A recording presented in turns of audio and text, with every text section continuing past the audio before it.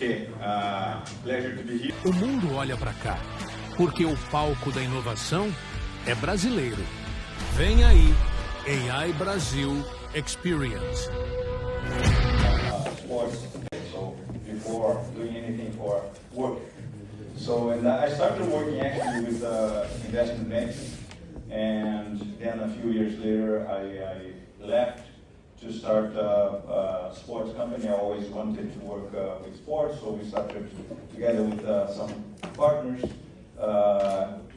Sport Criativos, which became a leading digital sports company in Brazil, which we sold in 2017 to Warner, and then spent a year or so thinking about what to do next, and that's when we founded LiveMode in 2017.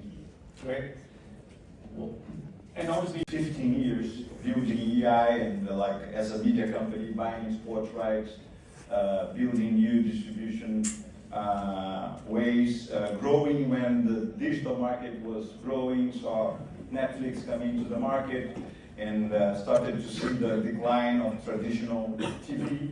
And by 2015, when we sold EI to Warner, and when we started to think about the future, it was pretty clear that the decline of traditional media was something that was irreversible, the decline of pay TV in special, and that sports in general, in Brazil and elsewhere, was sustained a lot by this pay TV ecosystem. And also from a sports fan perspective, started to realize that if the young people don't watch any more traditional TV, it's very hard in the long term to build the sports engagement that my generation grew up with.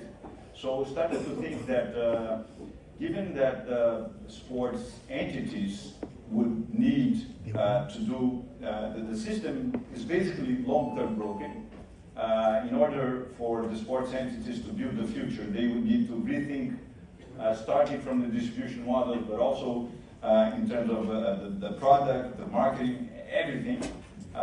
We thought that we built and started LiveMode with a vision to help clubs, leagues, and federations build their future with the vision that it would need to rebuild it from within. Got it. And so as you look at LiveMode today, can you, for the audience here, sort of describe? Started LiveMode like we are not a media company. We will partner with clubs, leagues, and federations and work on their side to help them build their future. So that's where we started from. And so what we do for several clubs and federations is to work with them, build the vision of the future, help them package their rights and build a distribution that combine the short-term revenues needed with long-term future of this distribution.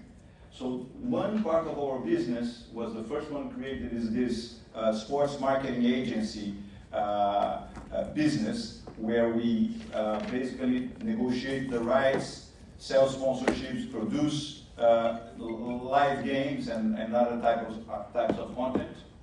And as we started to do this more and more with success with a few selected but very important partners, one of them we were already starting to work like we need to build a new way to distribute and to engage with the younger sports fans. And we need to do that. We need to think about what are the distribution channels that reach the younger people, and what is the language and how we can do it. And then we started to do some experimentation with partnering with an influencer in Brazil called Casemiro.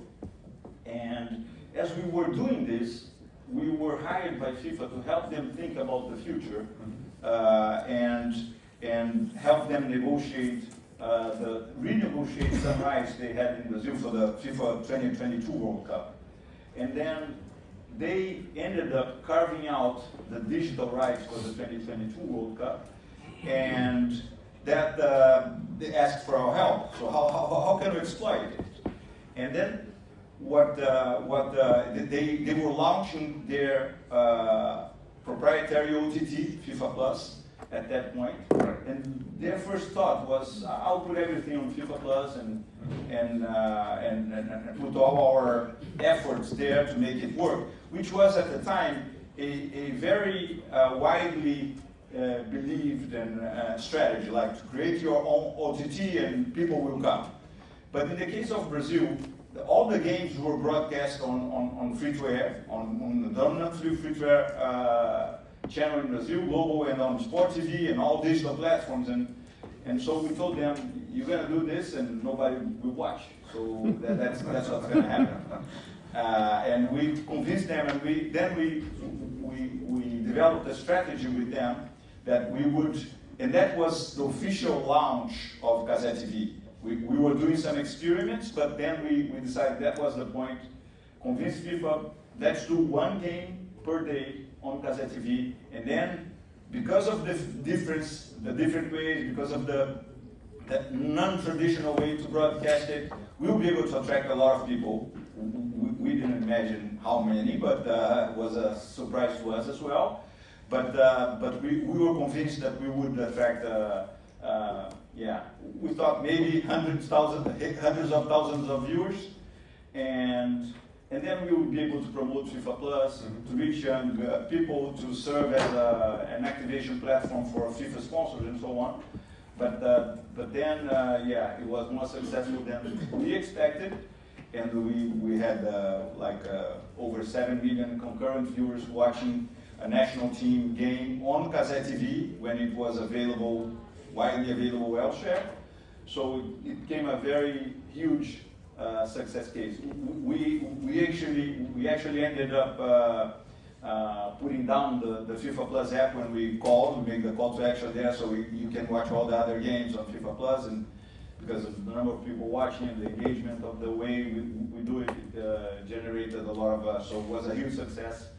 And from there, all of that to say that we started Casé TV there as a way to help to work with the rights holders, and it became a business in itself.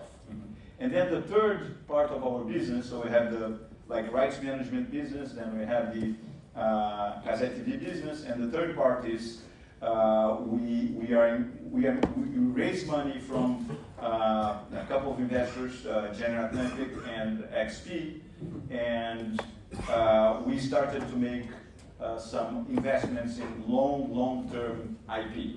So the general view is that we have created a flywheel with this rights management arm and the Casé TV, and if we combine capital with this, we can create a lot of value on the long term, and that's what we've started to do with the Brazilian clubs in order to build a league.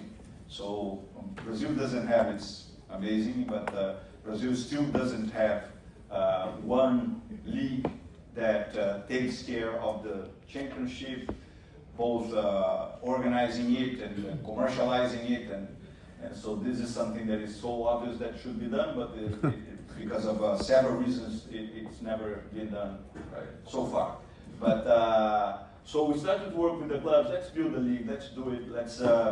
And we were able to organize a large group of clubs, 32 clubs out of the 40 of the first two divisions in Brazil, and we convinced them about putting together and trying to work to create it. There was another group that was formed, so we were not able to put all the 40 clubs together, but we were able to get most of the clubs together, and we invested.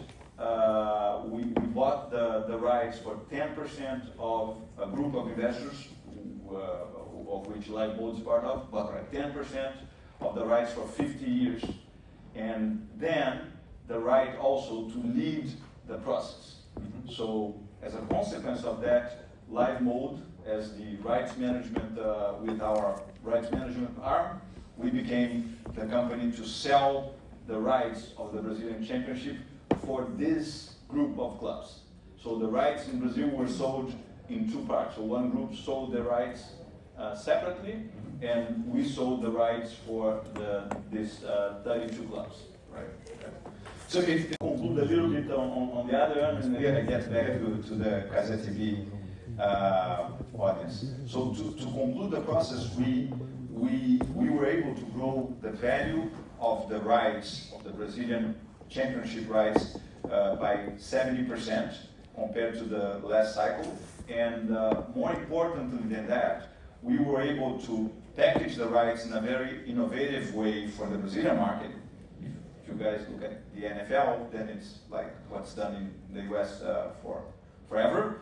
But in Brazil, the rights used to be sold to one media group that would buy everything, and then they would package the rights within their platform. So Global would, oh, this is a game for free-to-air, this is a game for pay TV, this is a game for a OTT offer, and so on. We sold the rights, packaging it, and Amazon was, for the first time in Brazil, they bought one exclusive game per round. Then we have YouTube and Record, a local broadcaster, the second largest broadcaster, buying one game per round. And then we had Global buying 3 games per round. So combining all this, that's what created the opportunity to grow the revenues, and more importantly, to bring Amazon and Google with their deep pockets invested in Brazilian football, and we are sure that they will have huge success there. Right. And then for the next cycle, they will be willing to invest even more there. And then we create a positive cycle. So just to put things into perspective, and getting back to the decline of traditional media in Brazil.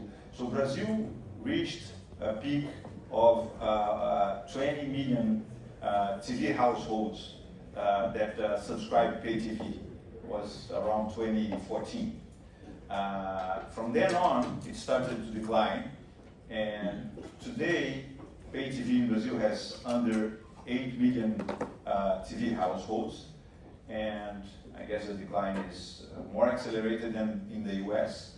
And not only that, so then this puts like, gives a reach, a potential reach for pay TV of around 25 million individuals. So out of the, like 10% of the population, roughly. So Casa TV, today we are able to reach 80 million unique individuals in 1 quarter.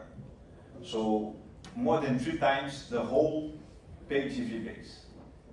So that's massive, and that means that the dedicated sports channels, they have a cap of 25 million individuals to be reached every quarter, while we actually reach 80 million individuals. But as important as this is that the profile of these people. So while the audience for the TV is over 50% is over 50 years old, on Casa TV, 82% of our audience is 44 and below.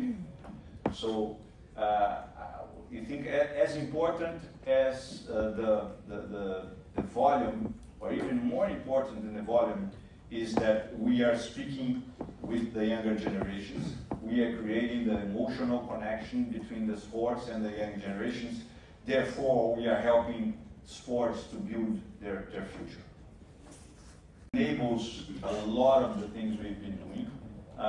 We, at some point a few years ago, we were betting more on like a proprietary OTT platform to build it.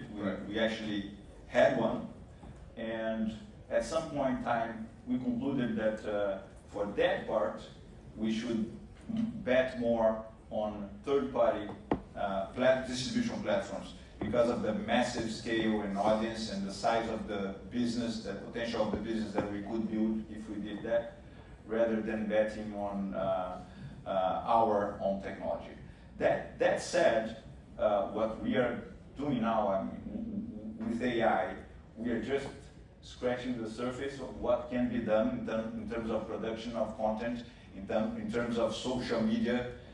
It is huge. We are at this point like looking at everything we do and seeing how AI can change that and how we can do more with less resources, but especially do more and do better. And it is huge. Questions, because the traditional YouTube model, the revenue sharing of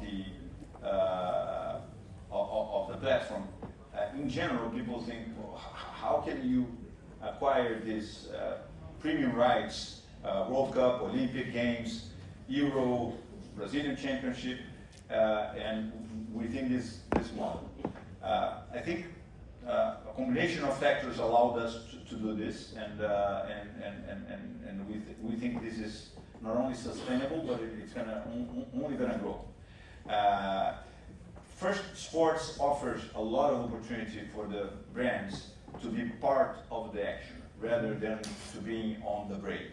So we have created a lot of different ways for brands to engage with the content, to use the intimate relationship that Gazette TV built with our audience to provide opportunities for the brands to talk to them.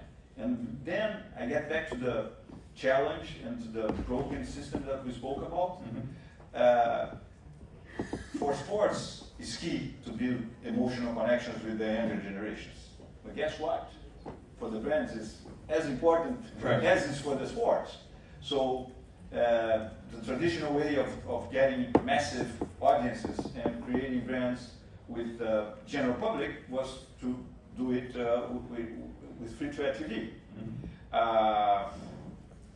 It is still very important, and free-to-air TV still reaches many more people than any other platform in Brazil. But any brand needs to be mindful that they need also to talk to the public that is younger than 40 years old. And to build the emotional connection with the people, you don't start doing that after 40 years old.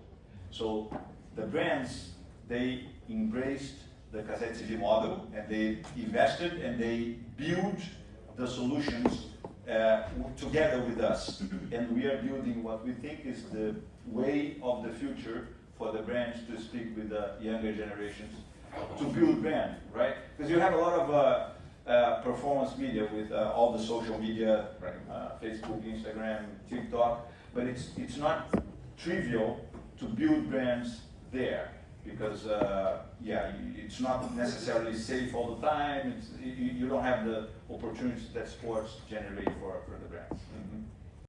And we still have a lot to grow in Brazil. And we look at the next few years, so we have Club World Cup coming up. We will broadcast all the games of the Club World Cup. We have the 2026 World Cup. We will broadcast it. Then we have the 27 Women's World Cup, which will happen in Brazil. So it's going to be a huge event in Brazil.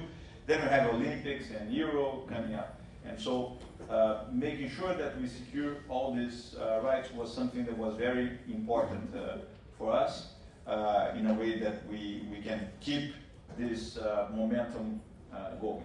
And we have had a lot of support from the brands, so because it's important for us, but it's important for them as well. So that's something that's is very, very nice. And then to the second question is, we think these same challenges, both for sports rights holders and for brands, exist in, if not all the markets, most of the markets. So each market is different, but the general situation of the declining traditional media combined with the traditional media audience getting older, that's everywhere. And we think all the sports, they will need to build the new way to create the emotional connections with the people very early, and we think we can replicate the model, and we are receiving a lot of incentives from the rights holders to replicate this model outside of Brazil. We're receiving a lot of incentives from the brands and also from the platform. So YouTube is very fond of us going and doing this outside of Brazil. So we are now at the time studying what's the best way to do it, being very mindful and very humble about, so we know very well Brazil, we've done a lot of things in Brazil. We need to understand that each market is a different market, but also there has never been an opportunity where media has always been very local, right? All the players were local. Now you have, like, YouTube is YouTube. The rights holders we speak with, they like FIFA, the IOC, UEFA, all of them, they had the same kind of challenge, and they used us as a test case. They like what we did, and they are saying, if you want to do elsewhere, we will support you. So that opens up a lot of opportunities. Yeah, no, that makes sense. I mean, you work with a pretty big global, like, you know. Experience with the NFL. So last year, the NFL made their first game in Brazil, regular season game in Brazil.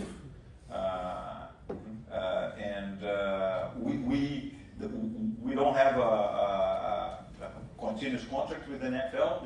They have ESPN as their local pay TV partner, and they have Rede TV as their broadcasting partner. Right? And but for this local game, they had the chance to negotiate with to bring additional partners. And we were very grateful that they chose us. We showed them what we did with the other IPs, and showed them that we thought we could, like, bring a lot of young people to watch the NFL for the first time. And they chose us, and we ended up generating twice the audience of ESPN and Rede TV combined, watching the NFL in Brazil. And so that's, I think it's a very good example of how a new approach can work. Because we were talking also always about, like, football, the big properties for Brazil that already has an audience, right, and how we did it in a new way. Now I'm talking about a property that is huge, but not huge in Brazil in terms of reach and popularity. So yeah, you're helping them build that. You know, that's pretty impressive.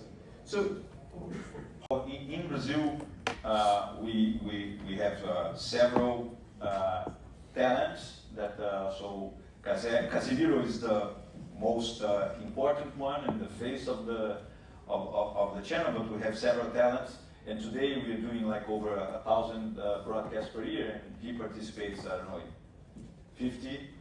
So it's a small part of the whole. So it's not dependent on his. Right. We cannot.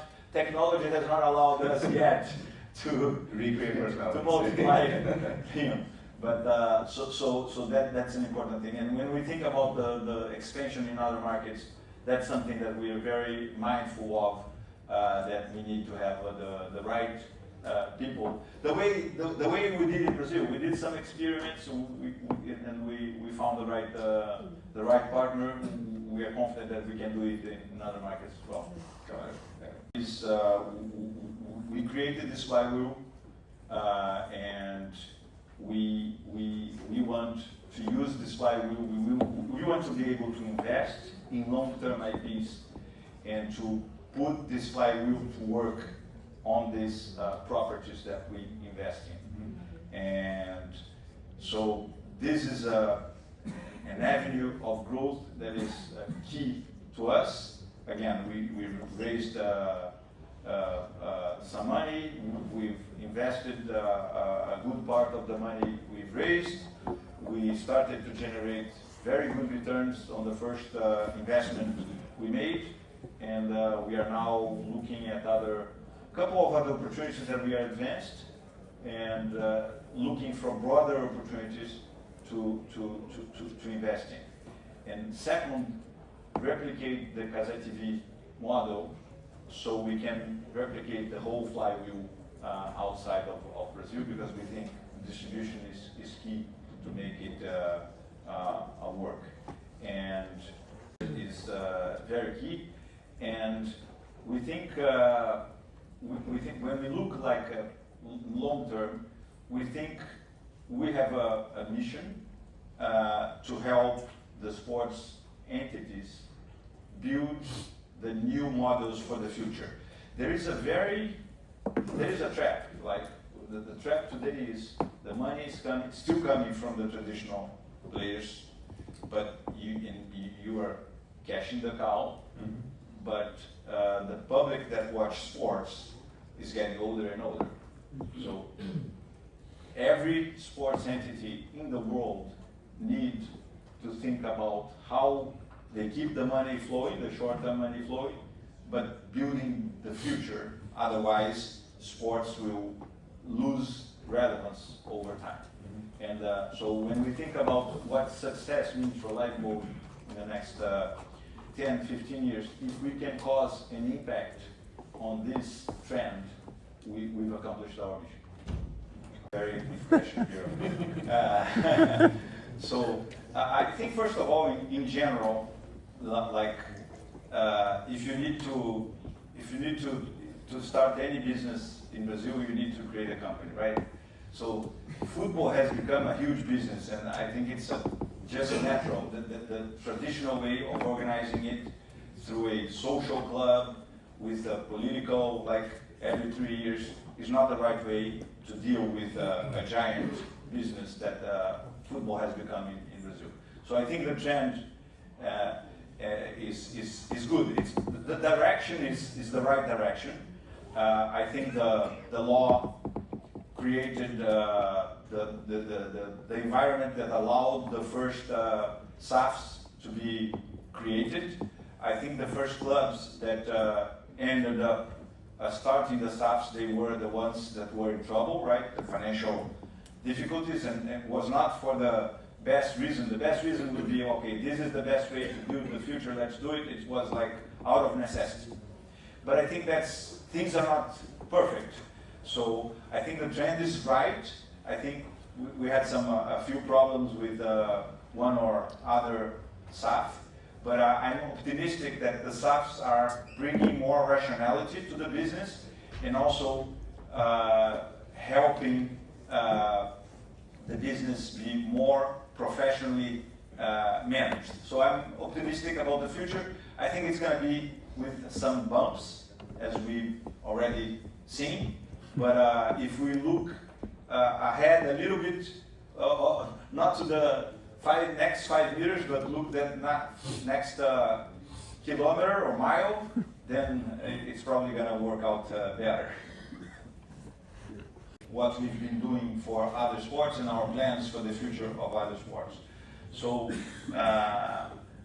the Olympic Games that we broadcast last year, Paris Olympic Games, was huge and was the most challenging event we did, because in terms of production, broadcasting, the number of signals at the same time, it's hard.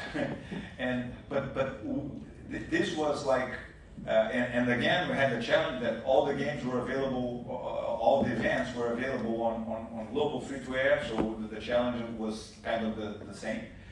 We were very successful, and we made a decision after the Olympics that we will invest in Olympic sports, even though during this 4 years between one Olympics and the other, people don't. But we realized if we don't do it, nobody will. Yes. So, and there is an opportunity. And the brands, it's kind of a vicious circle. Like the brands say, I'm willing to invest, but there's no meaningful project. The sports, the Olympic sports, they say, we are here, we have competition, but actually they don't have a product, they don't have anything that formatted, they don't have a strategy, they don't have the capabilities. So we are working, what we are doing concretely, we are investing in several Olympic sports rights, and we are starting to do it. A good example of what we are doing, we did the World Cup. We broadcasted. We bought all the rights for the international competitions of table tennis, which has a very nice Brazilian player now, and luck can help you sometimes, right? Yeah. So, Yes. he was World Cup champion for the first time. Brazil had a World Cup champion, and Hugo Calderano was. Yes. We had over 400,000 people watching him play live, which was like probably at least 50 times what his largest audience to date, and was not in the Olympics. So what was like people and the audience, we started to broadcast the first round games, and we had like 5,000 people watching, 8,000, 10,000, and we started to, let's promote it and use the social media to get people connected to Hugo Calderano and knowing him better, and then we ended up helped by luck, so he got very far in the championship. We now have a world championship of table tennis coming up next week, and we hope he can do well again, and we can do this, the other sports that we are, so several sports, we bought the rights for gymnastics, for skateboard, for, handball, so we are buying several rights, athletics, so we're buying several rights, and we are trying to work on a deeper way with the sports to help them build the product, and then we give visibility, and then we have a way to say to the brands, so you're saying you want to support Olympic sports, here's the product, come with us. That's what You are making the product? When you say they don't have the product? No, we are not making the product. But you're We are helping them. We are helping them format the product. We are working with some sports in which we will invest to help them build a better product, and we will broadcast and promote. Okay. Good, congratulations. And Thank you. And partnering with the athletes as well. So we're partnering with the athletes to provide them a lot Education. of visibility, so they can make money with the sponsors as well. We did during the Olympics. We did a lot of incentives for athletes to grow their fan base on the social media. We had some huge cases from helping people that had like 20,000 followers get to 2 million followers, because we promoted them and said, now if you want to support this athlete that you're seeing, you're thrilled to watch this, and so go follow his or her on Instagram. So Bia Souza, the judo fighter that won gold, she became a Bradesco, she make announcements for Bradesco, so she's now promoting Bradesco, so it's and making money and being able to train more and etc. But is there a business unit inside to help the athletes to do that? No, it's not a business unit, it's within our social media team. Just it's like informal. It's not professional. No, we are now doing some agreements with athletes to do it in a more systematic way. We've done it informally during the Olympics, was all informal. Now we're talking to athletes to do it with more scale. Gosh, thank you very much. The U.S., but like brought it to the U.S. Do things like that like factor into your strategy as you think about helping sports grow, particularly in new markets? So one is a great example of a traditional sport that, like the work that Liberty has done, is a very good example of what the things we think about. And so the way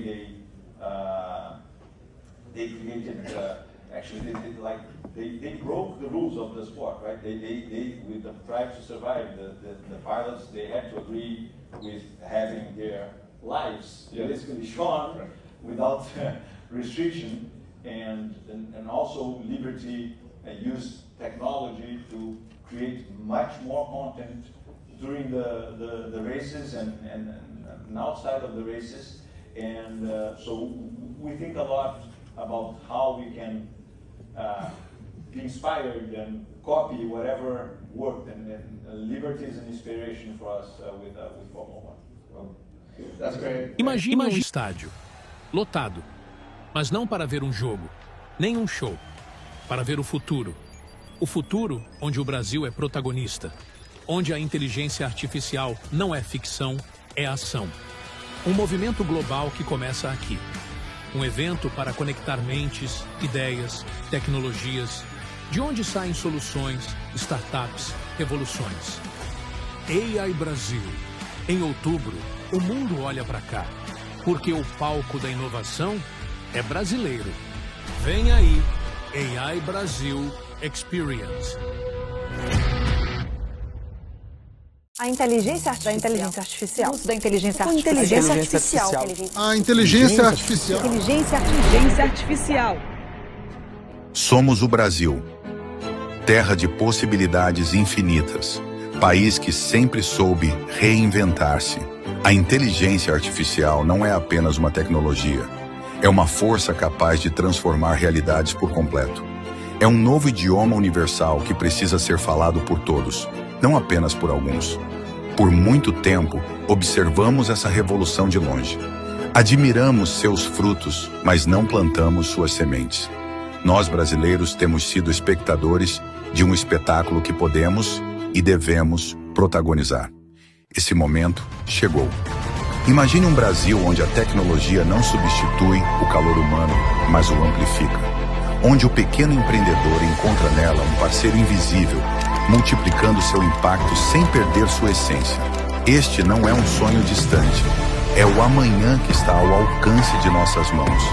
A IA Brasil nasce como um grito de despertar, um movimento que transforma a barreira da complexidade em ponte para a inovação, que traduz o inacessível em tangível, que democratiza o futuro.